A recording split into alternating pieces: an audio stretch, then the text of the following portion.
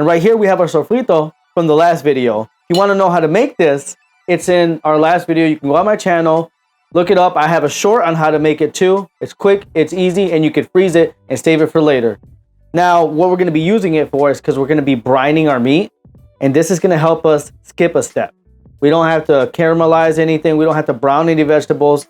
This has everything. This has my onions. It has my peppers. This has my garlic and my seasonings, and it's ready to go, and it's going to add a ton of flavor. Now, my meat has been sitting in salt for about 6 hours. That's going to help the collagen melt and help the collagen turn into gelatin, which is going to help the meat absorb the water contents and stay moist. We got some fresh thyme. That's also for the brining process. It's going to add some delicious flavor. This stuff smells amazing. And I'm going to do a little bit of a dry rub. Nothing crazy, nothing fancy. I just like to add a little bit, and I like doing dry rubs. So that's just my fancy. I got about 2 tablespoons of ground mustard, 2 tablespoons of oregano, and half a tablespoon of freshly ground black pepper. And we're going to add this all together into this single bowl right here. And I should use a spoon, but I don't care. And I'm just going to rub it down onto the meat. And after this, we're going to brown our meat a little bit on a pan. So, put it on there, rub it down, and let's get going. All right, welcome back, guys. So now we're going to brown our meat, and I want to make a correction. What we're going to do is braise our meat, not brine our meat. What we did with the salt was brining.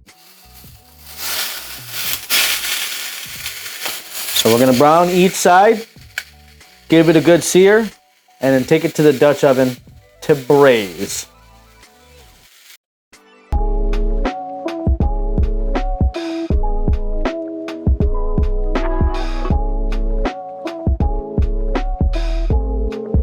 All right, so now we're gonna add our meat into our braising solution, and this is where it's gonna sit for the next several hours.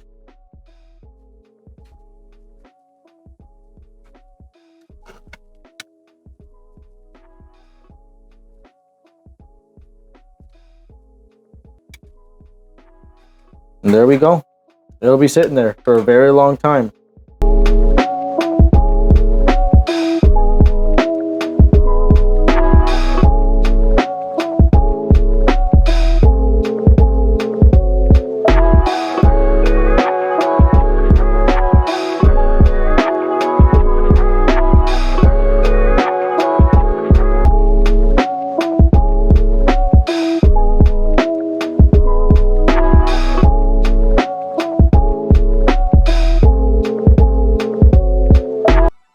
Good morning, everyone, and here we are, roughly 10 hours later.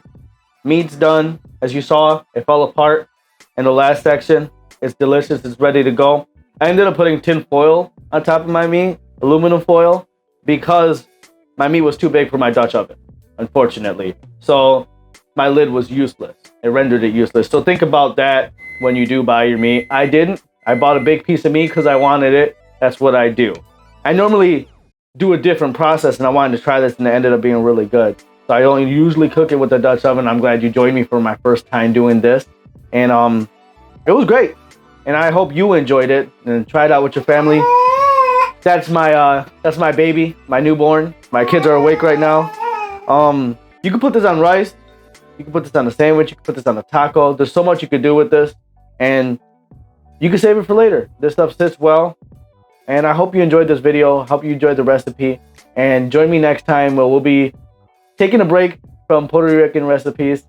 And we will be doing more Asian incorporated recipes. What I will be cooking, you'll find out. So have a good day. And thank you for joining.